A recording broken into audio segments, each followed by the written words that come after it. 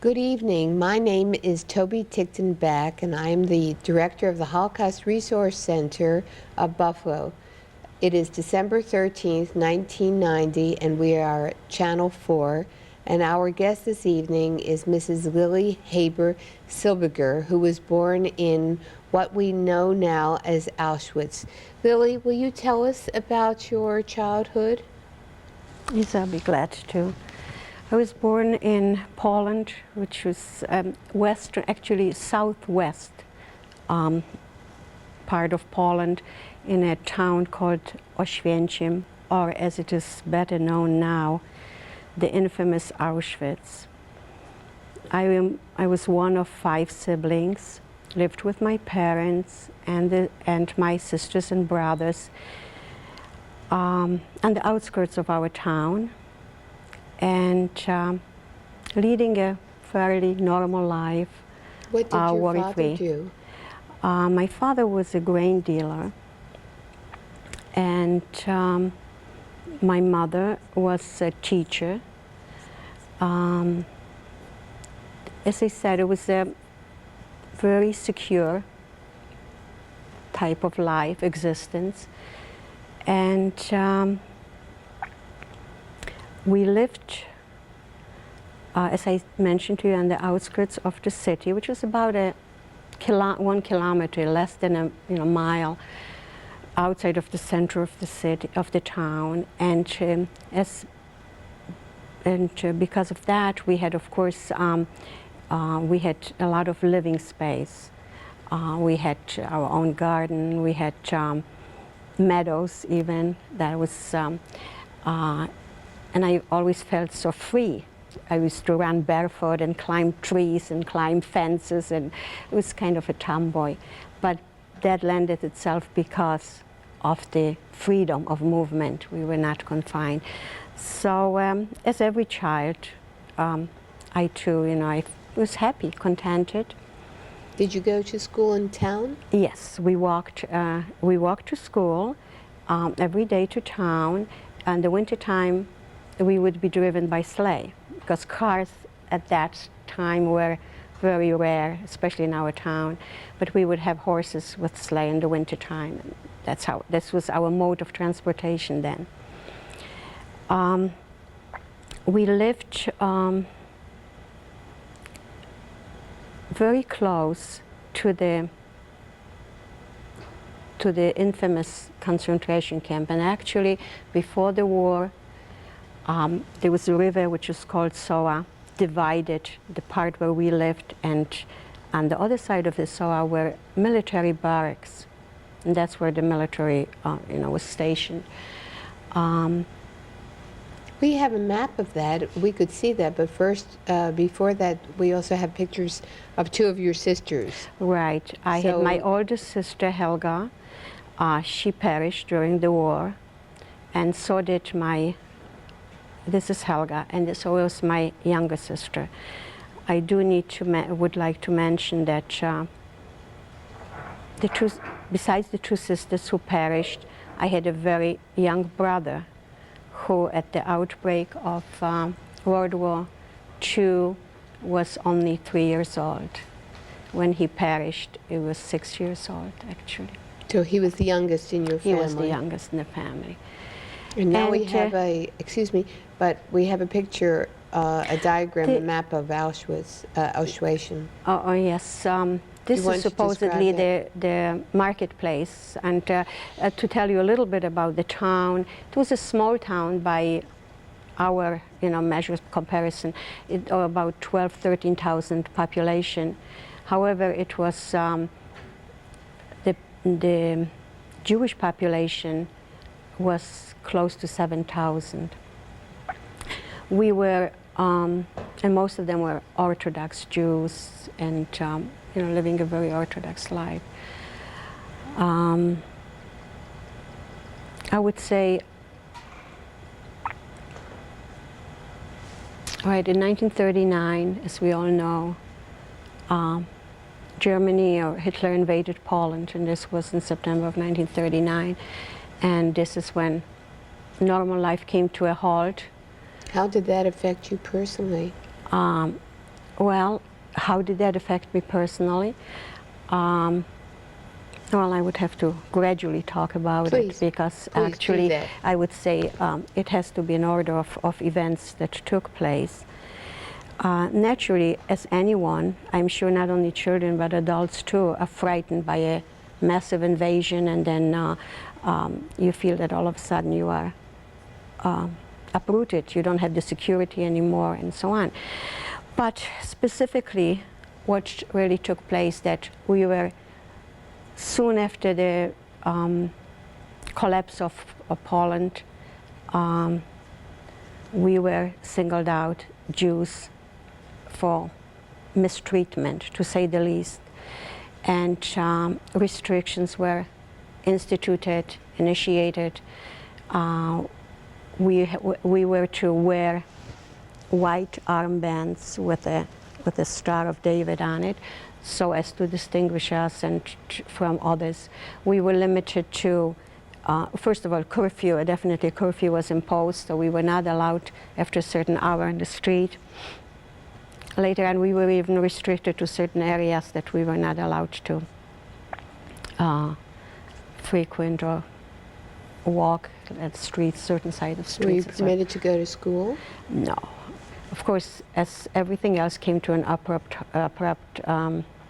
halt, schools were definitely closed to us. Few months after the outbreak of, after the actually occupation of Poland, we experienced a very traumatic thing. All the Jewish synagogues were burned. The books were gathered in the marketplace and burned. And then other continuously orders were coming in. We had to turn in our radios. Any valuables that we possessed had to be turned in, furs or jewelry and so on. And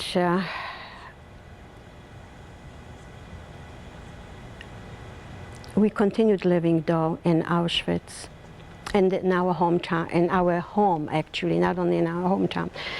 Was your father still able to work? No, he was not. Of course, this was just, all the stores or any type of business or any type of occupation that one was practicing, everything was just totally, eliminated and forbidden.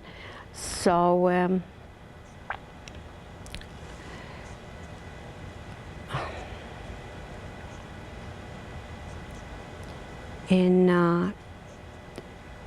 there was a time that actually anyone who has had any designs on, for instance, come and take your property away, could just go, and he said, well, I am a Volksdeutsche, which would, let's say, I am like a German that used to be a Pole before, but now I'm a German, and I would like their property. So they immediately, just like that, and the order was given that we have to vacate the premises. And it was interesting because this was a very traumatic experience. An order was issued that we are to vacate our home and give up everything. And my father dealt with a man before the war who was actually a German, and of course when Germany took over, he was a true German then. So my father sought his help, and the men intervened, and they did permit us to stay in our home. And we remained there until 1941.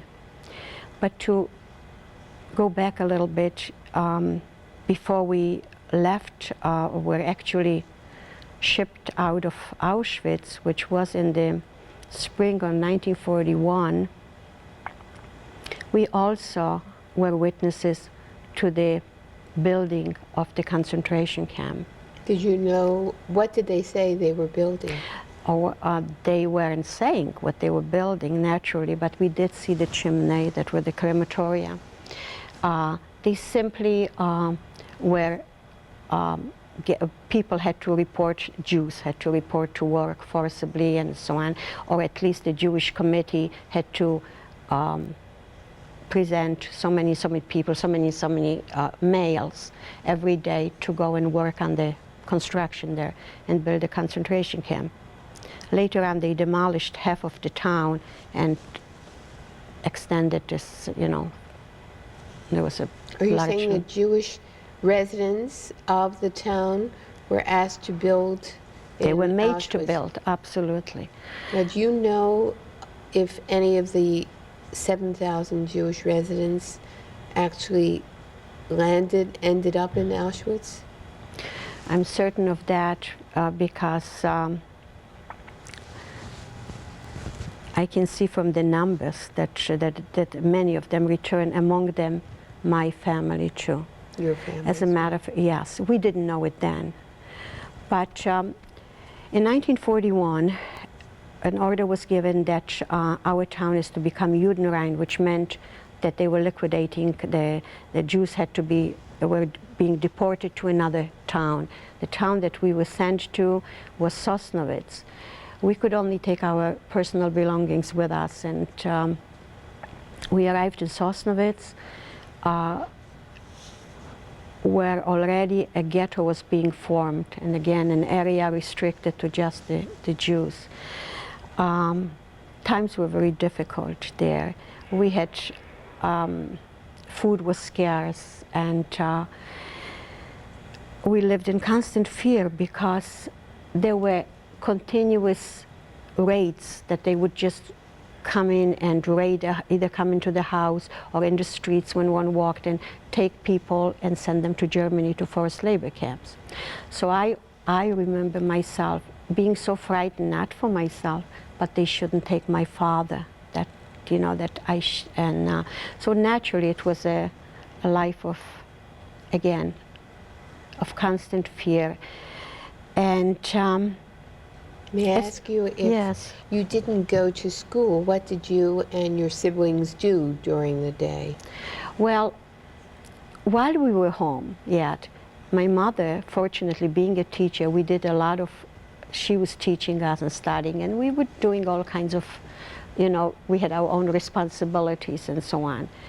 But once we arrived in Sosnovitz, which was 1941, things were becoming very difficult. Also, there were more frequent deportations of, mostly to forced labor camps. They did not deport yet people for, you know, concentration camps, annihilation. And we were fearful because we knew that this was actually coming. So we were assured that if the more members in a family are employed, then we would be safe, we wouldn't be deported, as long as we worked. And by being employed means for German industry, okay? My father worked, I don't know what he was doing, but somewhere in a factory, I don't remember. My sister, and it was very difficult to even get a job. And I remember that people were frantic. They wanted to work because they felt this way they will save themselves from deportation. Somehow I had a friend in Sosnovitz who, through her uncle, was able to work in a city about 11 kilometers from Sosnovitz. That city was called Katowice. Katowice, after once Poland was defeated, became like a German city, but it was really a Polish city, only there was a lot of German spoken, a lot of German people lived there. So this became a totally German city. Our job would be then, we would be commuting from Sosnovitz to Katowice daily with the train, and our job was to work on a garbage dump.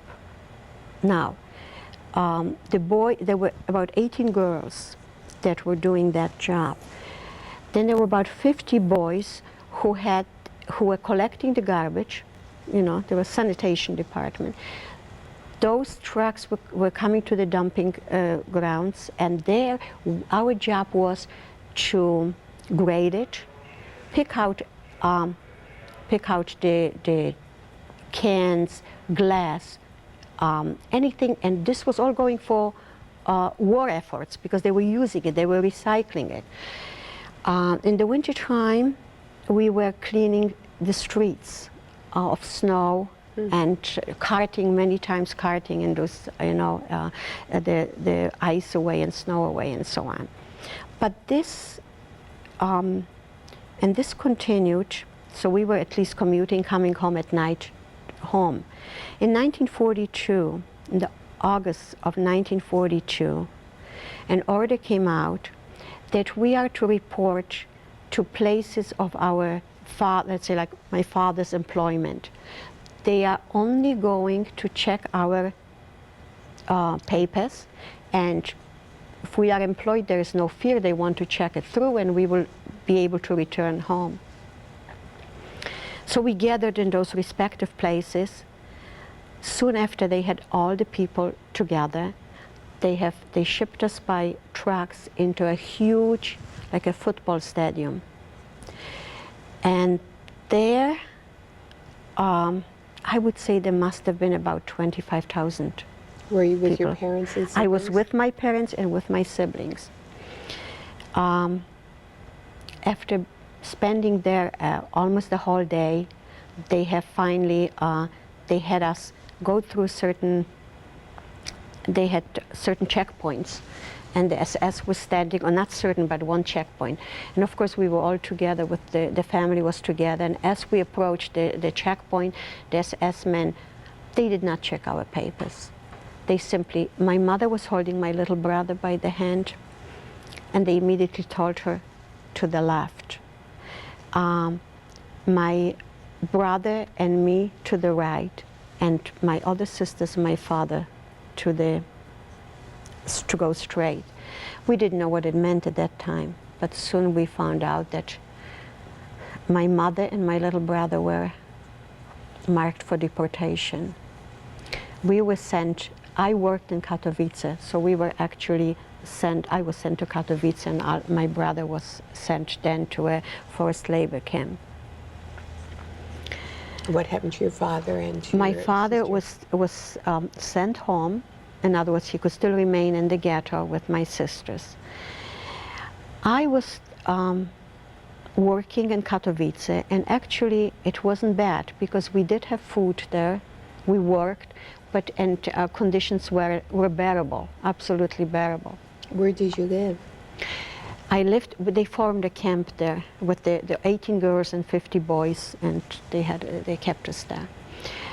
But then once in a while, because the ghetto was still in existence, so once in a while they would permit us with the, we were actually accompanied by one of the camp leaders to go to Sosnowiec. They went on some business, and they would allow some of us to come and visit our family.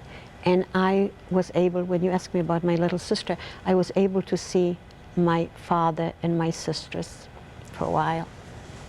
I mean, I was there a few times that I was fortunate to come and see them for a few hours, and then we were taken back to Katowice.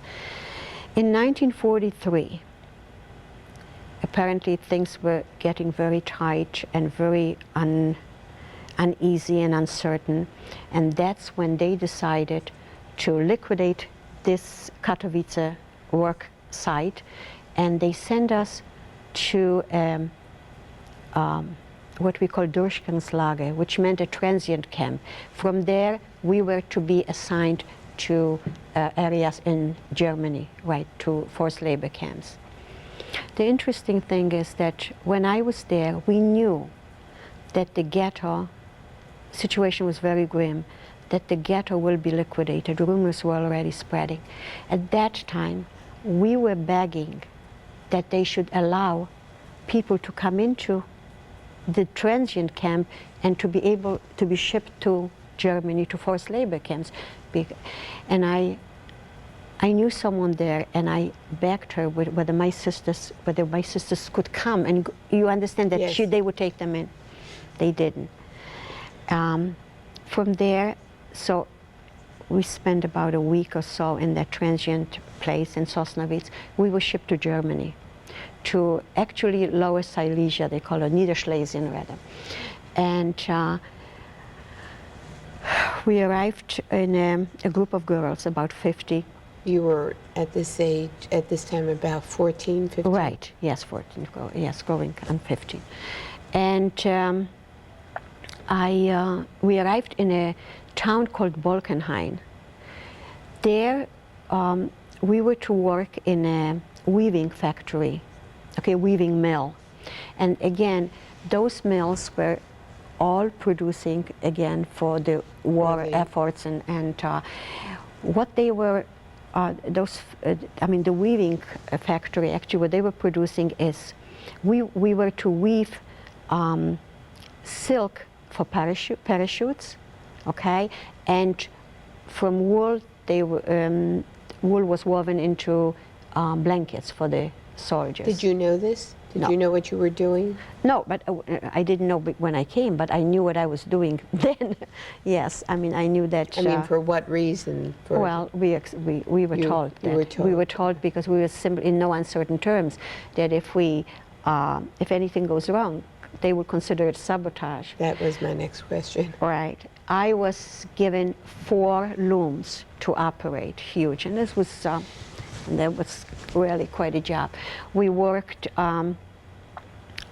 there about 10 to 11 hours a day.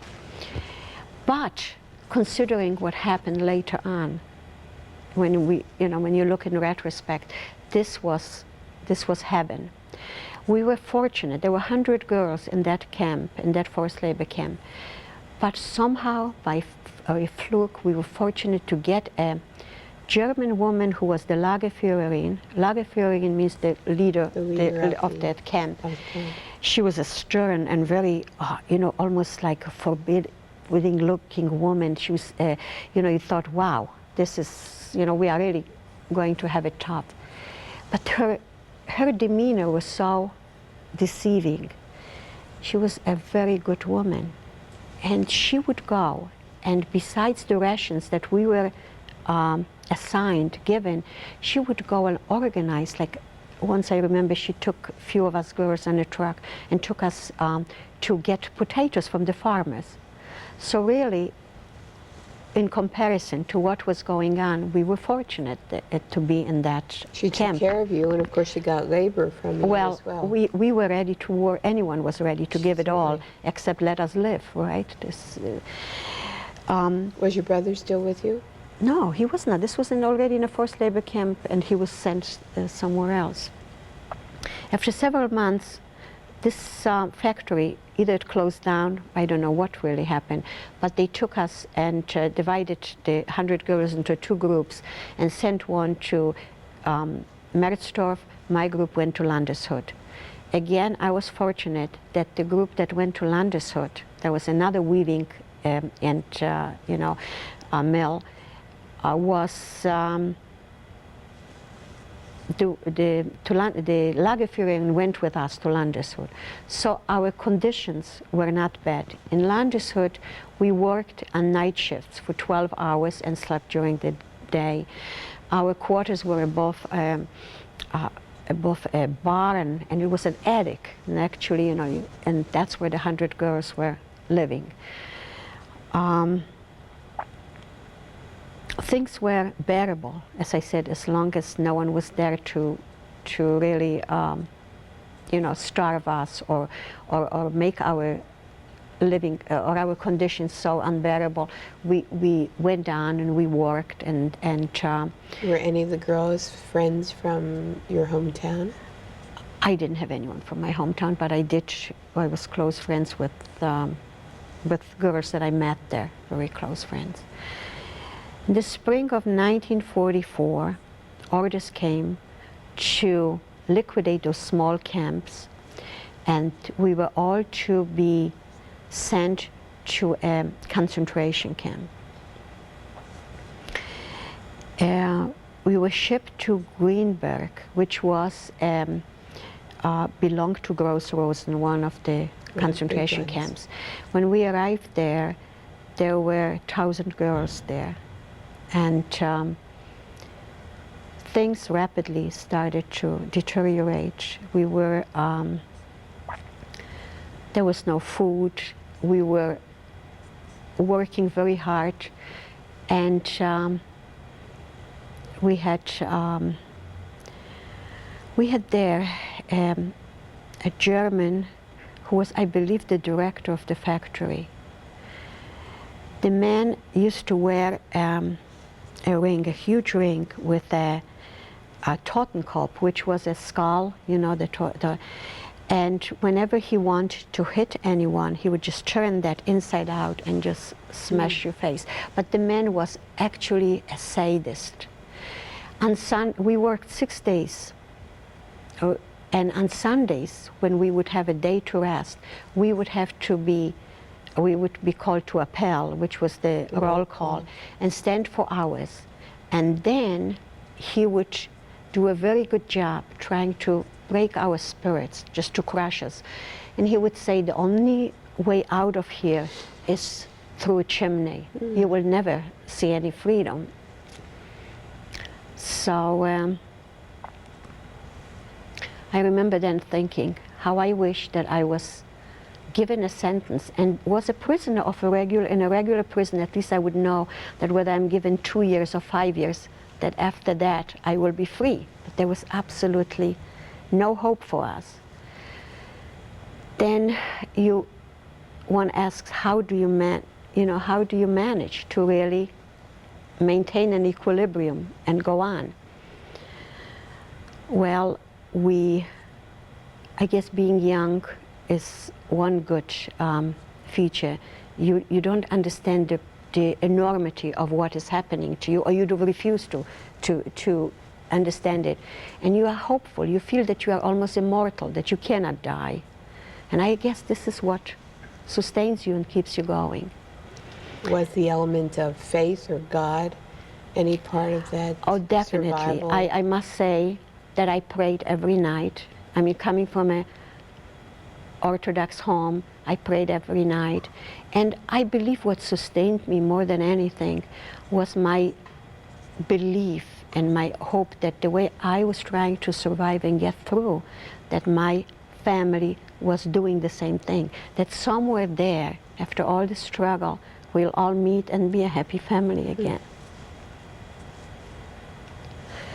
And right now, in 1945, it was about end of January,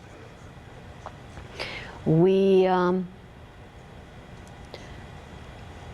heard artillery fire. We heard things are going on. What actually was happening is that the Russians were approaching from the east, and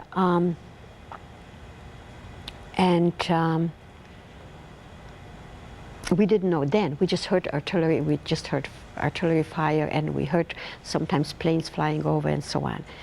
And one day,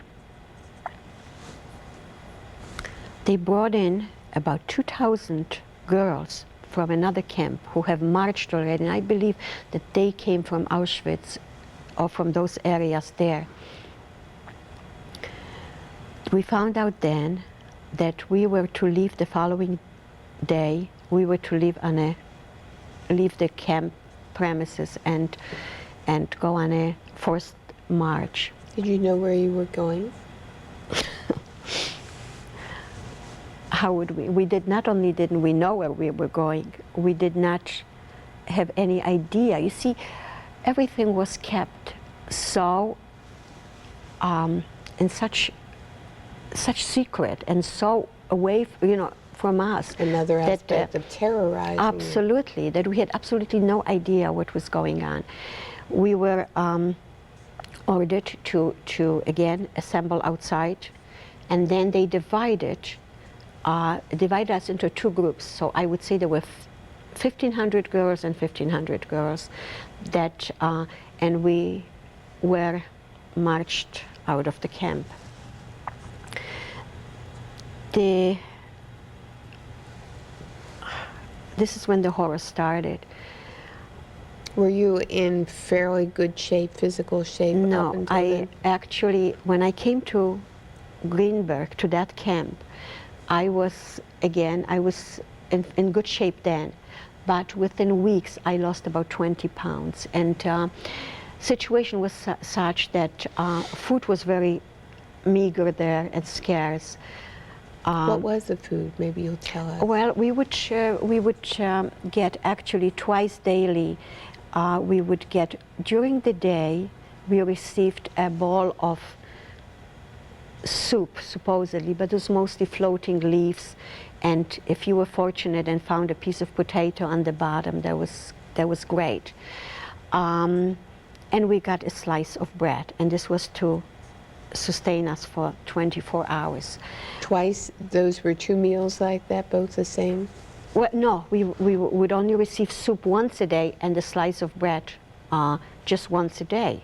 Okay, it's interesting because if we were fortunate to find a piece of potato, we would save that potato. I said we because I had 2 very close friends that we shared everything. If one happened to get a little bit better, the soup was a little thicker, and the other one had watery, we shared it together. We kind of, this is how, you see, so we never lost our humanity. We never lost our, do you know what I mean? That spirit and maintain that dignity that we didn't allow ourselves to become animals, as happened in many cases.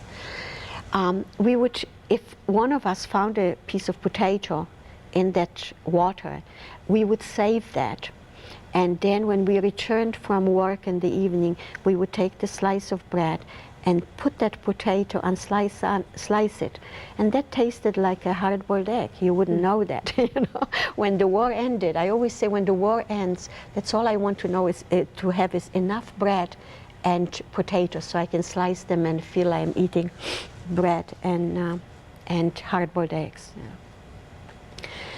Yeah.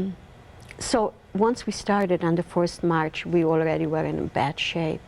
Did you have shoes and warm clothing? I had still my pair of shoes. It's interesting that I had my own pair of shoes that I still had from home, and we just, you know, saved it, and I mean, I wore it and had to do the best with it.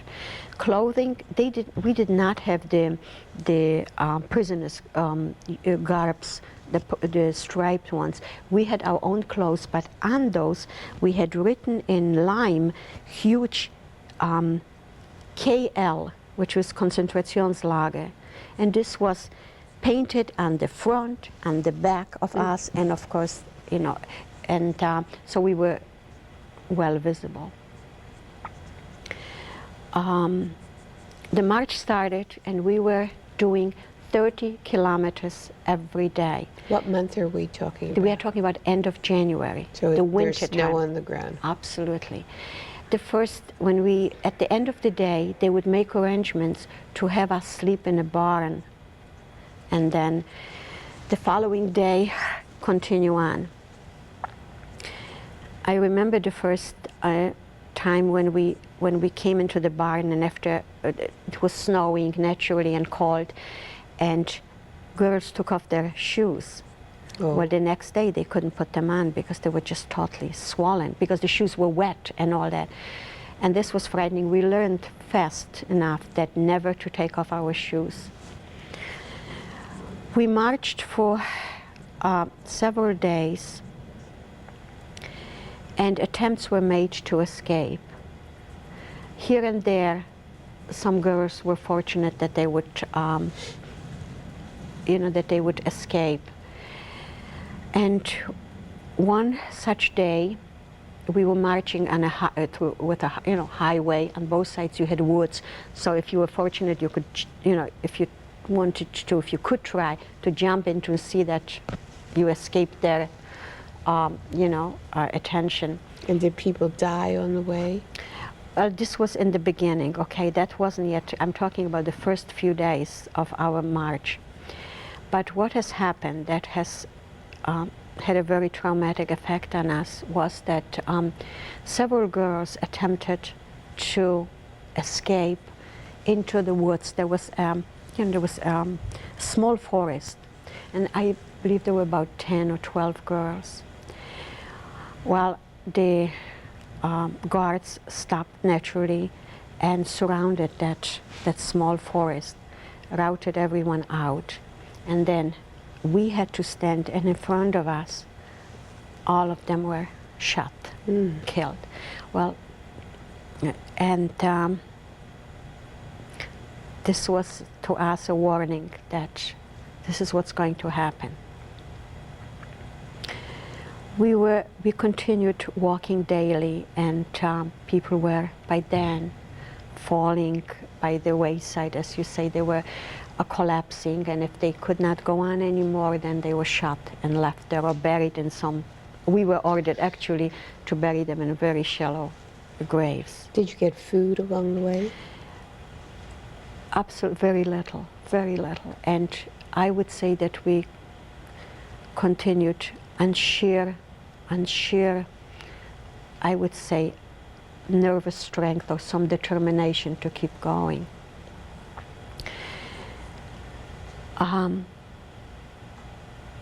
Perhaps 2 or 3 weeks into our march, there was an incident where some of the girls, I believe, stole a few loaves of bread from wherever they were kept. The there. storage. We came to it from the storage, yeah, and where we stopped for the night.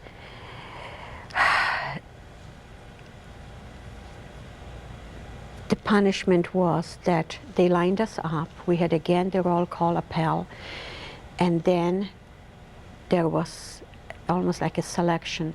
The SS would go and pick out whoever they want to have them walk out of the line and stand on the side. They selected about 50 girls, and I was also called out with a group of other girls, perhaps 5 or 6.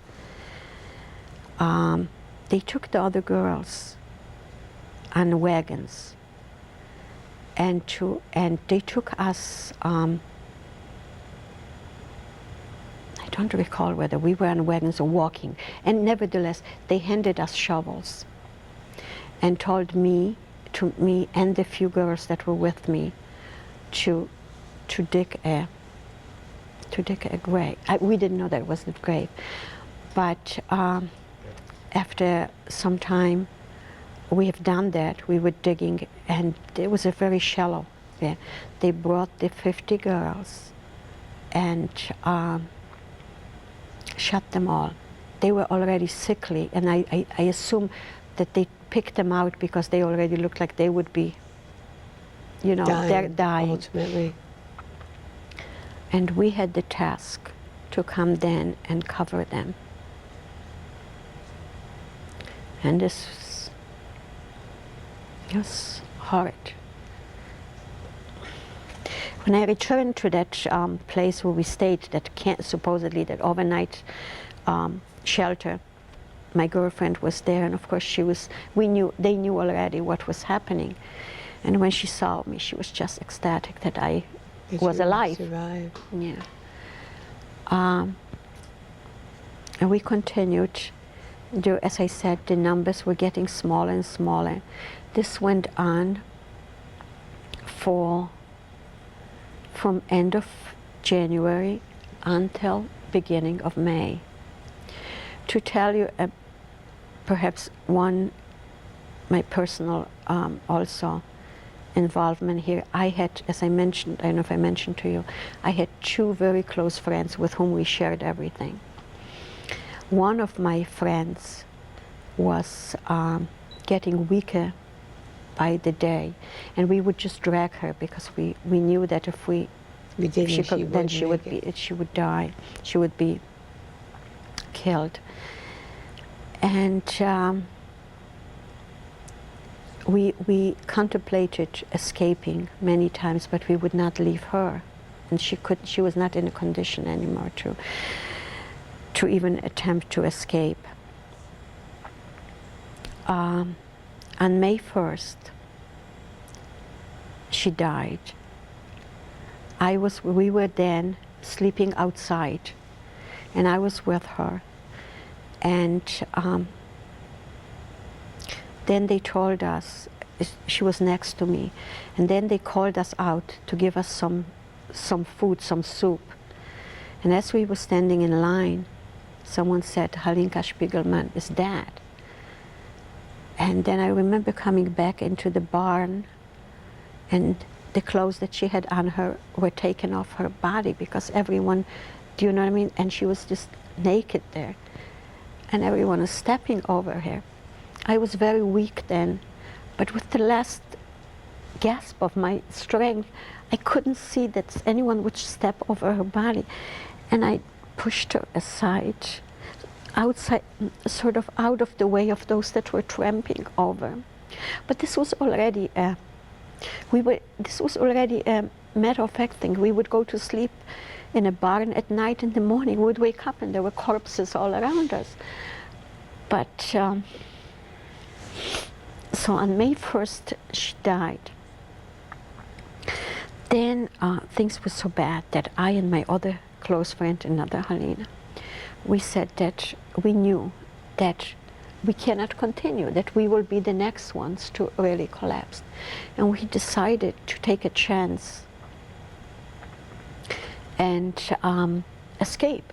If we are lucky, we will perhaps save our lives. If we are not, either way, we are goners, as they say. So this was already toward the end of, on May 4th, it was already almost the end, very end of the war. And there was only a very small group left of us. At night, it's very dark, and we walked, as I said, in the highway. There were woods in between. We simply jumped in and lay flat. And we heard one or two shots, but I believe by then the Germans themselves were not that interested anymore. They knew that the end was coming. So they went on, they continued on. And we stayed in the woods until the next morning. But we couldn't remain there because we had to have something. We had to get some food, otherwise we would die out of, we knew that we couldn't last another day. So there were two dangers. We are in German territory. How do you approach anyone? They saw that, visibly that we were concentration camp inmates. It took us a whole day to climb over almost like a hill, and on top of that hill we saw that there were some farms there, a couple of farms, and we said we have to drag ourselves and come in and ask for some food. And we came to a farm, totally isolated. Took us almost like 3/4 of a day to get there, and we came in, and there was a man of about 70 came outside to meet. His dogs were barking, and he came out to see. And he said, and we told him, we said to him, we are Polish concentration camp inmates. We didn't say Jewish, that we are Poles. And could we get some food? And he said, yes, come in. And he put us up in his barn, brought us some bread, and kept us there. He would bring us some soup, some bread, some dry potatoes. In the meantime, few days passed, and then he came and told us, about 7 days passed, he says, the war is over. We did not know. The war is over. In the meantime, my girlfriend developed gangrene. She had frost bites on her feet, and she was in excruciating pain, and gangrene was setting in. Well, after the war ended, and he said to us, he told us that the war is over. He said, I know that you were Jewish concentration camp inmates. When I saw you, I thought that you came from the other world, that you were just skeletons. We must have looked just horrible. because he says, I thought that you just, as corpses have stood up Risen. and arisen and have, and he said, and you know, and he was very compassionate because he was in, he told us then that he was in a prisoner of war in Siberia. And he knew, you know, he immediately, he went through a lot in the First World War. We are talking about the First World War. Well, the man was really very compassionate. Then, after 7 days, he brought us into his house and gave us, I remember, the first egg, you know, to eat an egg. And he said, you know, if I had given you anything more, if I had given you butter, if I had given you milk, if I had given you, you would have been dead. You see, the man had such, he knew that, you know, so I had to gradually give you just that you otherwise you wouldn't have survived, you would have been dead from, you know, not being able to accommodate to that. Yeah, the food wasn't, you know, you could not, your system would not be able to take adjust or whatever, digest the food. And it so happened that many people who survived the war died after they were given normal food to eat. After 7 or 8 days, the condition of my condition was still bad, but hers was absolutely, it was just critical. So he took us with a wagon to the town where we were liberated, Prahatice, and there we were placed in a hospital. Halinka was operated on. Fortunately, they did not have to amputate her toes, but they had to scrape and okay. We remained in the hospital. Was that an Allied hospital? This was actually, now, I did fail to mention that this was, when we were liberated in Sudetenland in Czechoslovakia. And Sudetenland, if you probably know, was annexed by Germany just before, you know, invasion of in 1939, and he annexed it and made it part of Germany. But this was really Czechoslovakian territory. Many Germans or German-speaking people lived there. Like this man that saved us was really, he lived in Czechoslovakia, but he was a German, or German-speaking, and he was German. So when we arrived at the hospital, as I said, they took care of us, of course, and my friend was taken care of surgically, and they kept us there to bring us back to our health. And in the meantime, there was a division of American, or some, you know, a station of American soldiers stationed in Prahatice, because it was the Americans that liberated this part of you know, of Europe. And they soon learned that there were about 18 girls, 17 or 18 girls in the hospital there. They arrived and took us under their wings, but in such way. First of all, they found out that those were Jewish girls, and those were Jewish soldiers in the army. A chaplain also was attached to that group. And not only did they give us so much hope and support, but they have also almost nursed us back to health.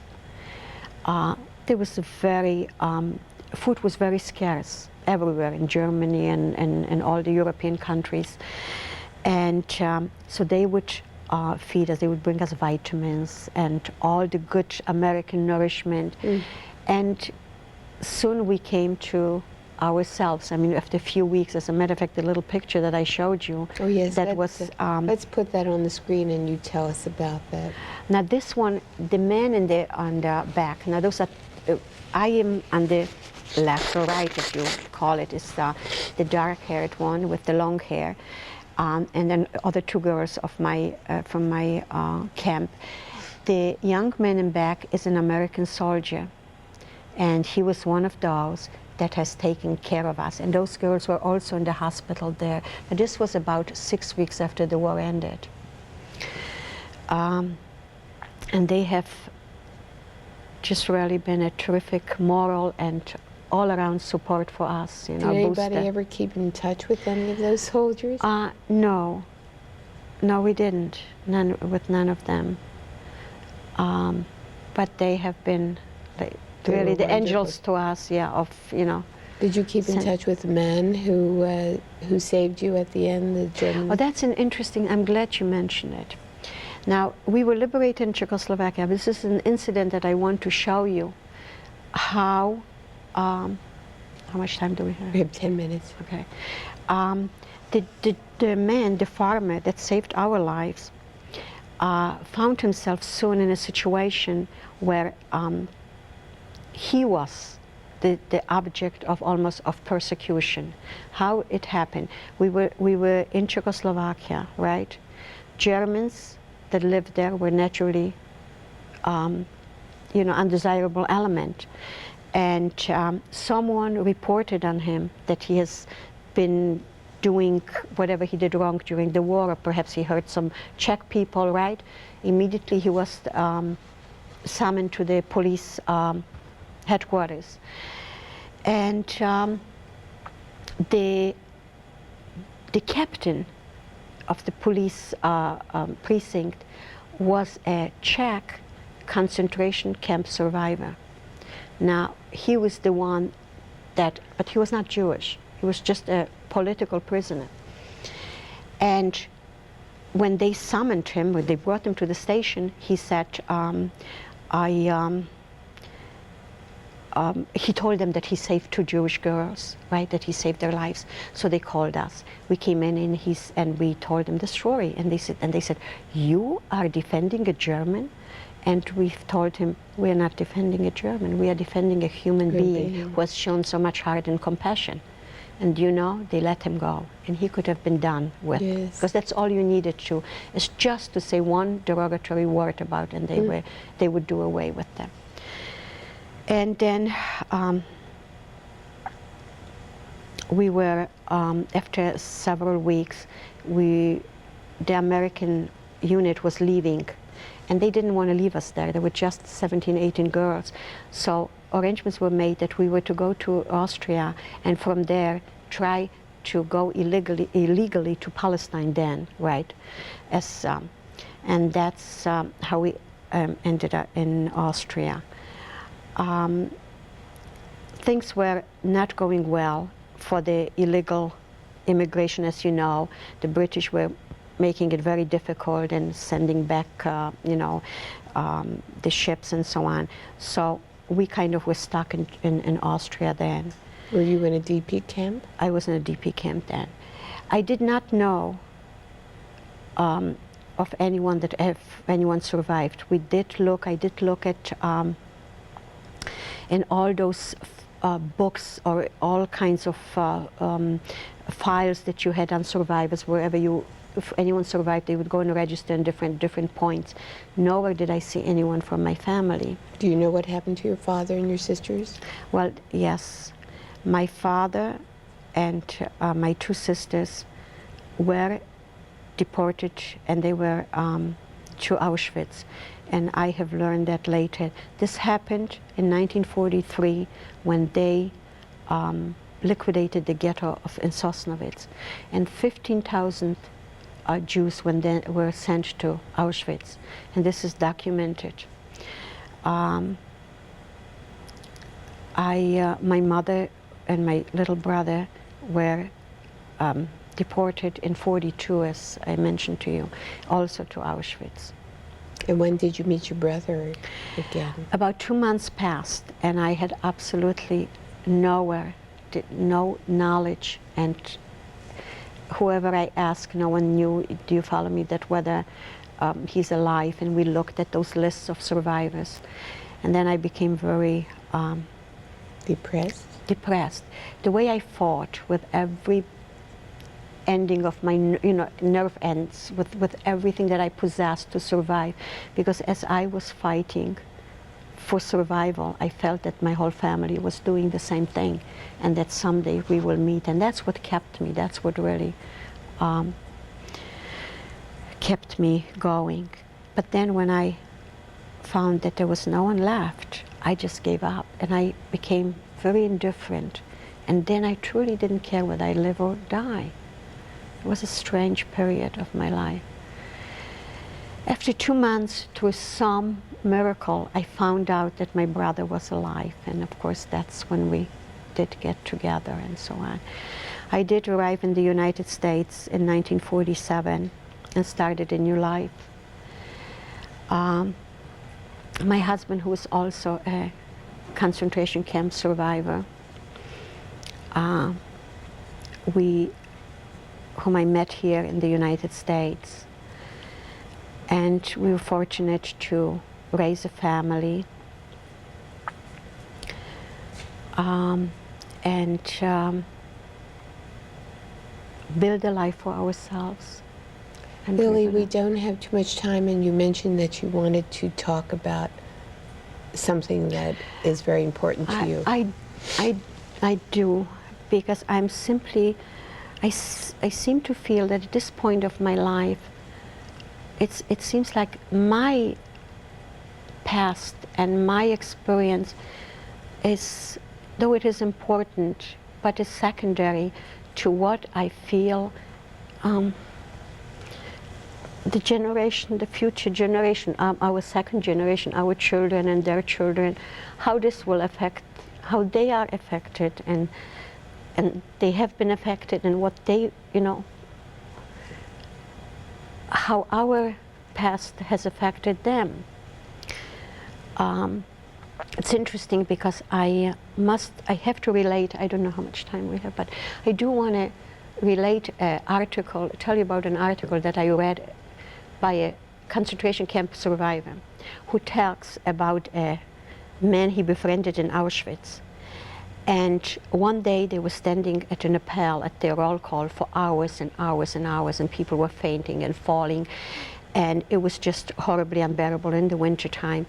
And he glanced at his friend who was standing there, and the friend was praying. And he said to him, "What are you doing?" And he said, "Don't you see, I am praying." He says, "Why are you praying? It's not your morning prayer, that's too late for that, too early for your afternoon prayers." He says, "I am thanking God." He said, "What are you thanking God for?" "For not making us barbarians like they are."